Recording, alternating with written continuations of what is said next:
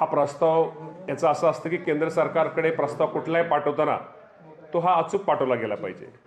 शेतीबरोबरच इतर घराचं असेल किंवा आपल्याला माहिती आहे की पशुधन असेल किंवा जे अनेक प्रकारचं ह्यामध्ये जे नुकसान झाले ते सगळं एकत्रित करून मदत पुनर्वसनच्या माध्यमातून हा प्रस्ताव हा केंद्राला पाठवला जातो आणि माहिती अचूक असली पाहिजे. त्याप्रमाणे प्रस्ताव गेल्या आठवड्यातच हा प्रस्ताव आपण हा केंद्र सरकारला पाठवलेला आहे.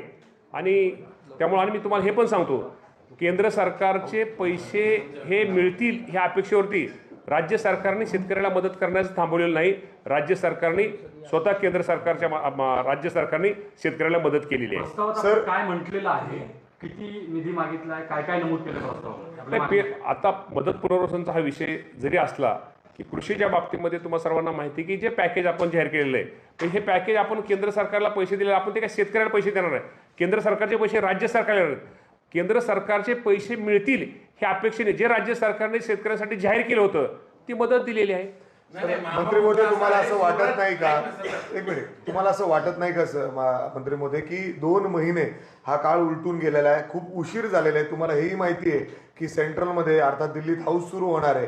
हा मुद्दा तिथं सुरुवातीलाच मांडायला हवं जेणेकरून लवकरात लवकर राज्याला पैसे मिळतील. तुम्ही म्हणताय पत्र पाठवलंय, स्वतः केंद्रीय मंत्री म्हणतात अजून केंद्रीय मंत्री अधिवेशनामध्ये असतील. गेल्या आठवड्यातच तो प्रस्ताव आपण पाठवलेला, आठवडा लागला प्रस्ताव. ऐका ना, प्रस्ताव पाठवलेला आहे. आणि प्रस्ताव मी तुम्हाला सांगतो ना, जरी प्रस्ताव आपण केंद्राने पाठवलेला जरी प्रस्ताव पाठवला असला, राज्य सरकारने केंद्राचे पैसे मिळतील ह्या अपेक्षेवरती शेतकऱ्यांना मदत केलेली आहे. त्या बाबतीमध्ये शेतकऱ्यांना काय मदत आपण थांबवलेली नाहीये. मग ते पैसे काय डायरेक्ट शेतकऱ्याला केंद्राचे पैसे येणार, ते राज्य सरकारलाच पैसे मिळणार आहेत. पण राज्य सरकारने त्यावर केंद्राच्या मदतीची अपेक्षा न ठेवता ते डायरेक्ट पैसे शेतकऱ्याला पण वाटप केलेले सुद्धा बरेच शेतकऱ्यांना मदत मिळालेली नाही. साधारणतः अजून सुद्धा म्हणजे जसं तुम्ही म्हणताय अजून आकडेवारी पूर्ण आली नाही, तर मदत कशी झाली? नाही, मदत आकडेवारी आपण दिलेली, आकडेवारी कृषी विभागाने दिलेली, पण इतर विभागांची सुद्धा सर्व इतर आकडेवारी ही गोळा आपण माहिती घेऊन हा प्रस्ताव आणि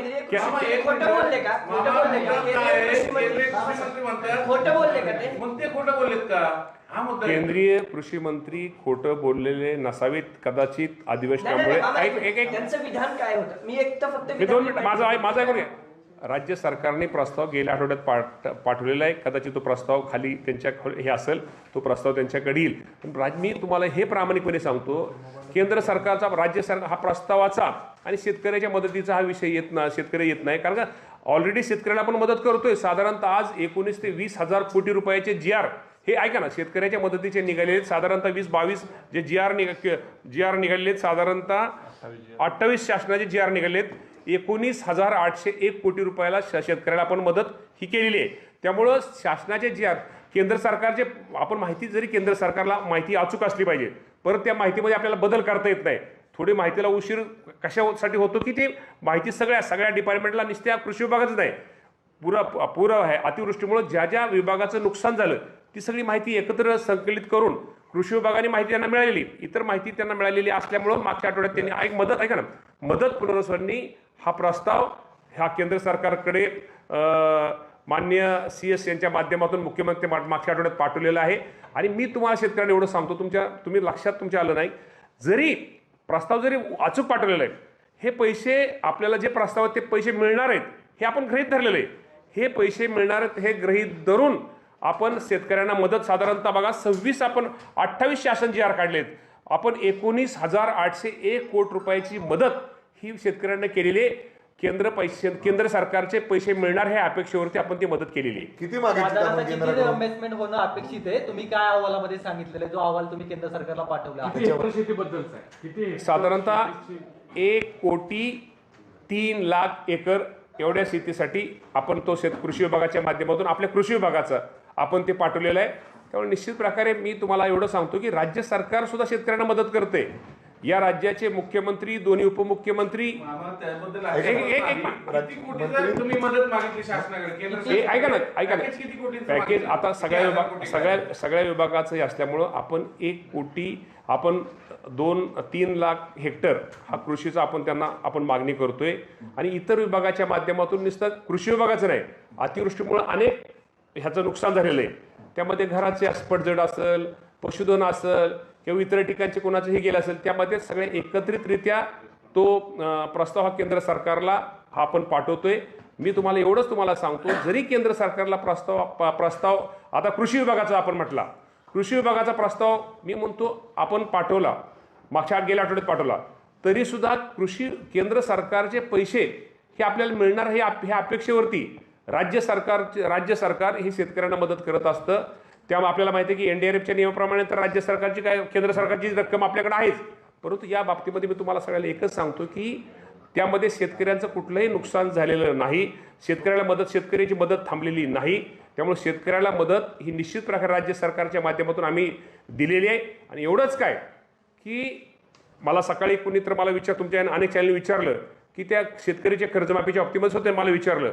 कर्जमाफीच्या बाबतीमध्ये आपल्या सगळ्यांना माहिती आहे की परदेशी साहेबांच्या ह्याच्याखाली एक कमिटी ही राज्य सरकारने नेमलेली आहे.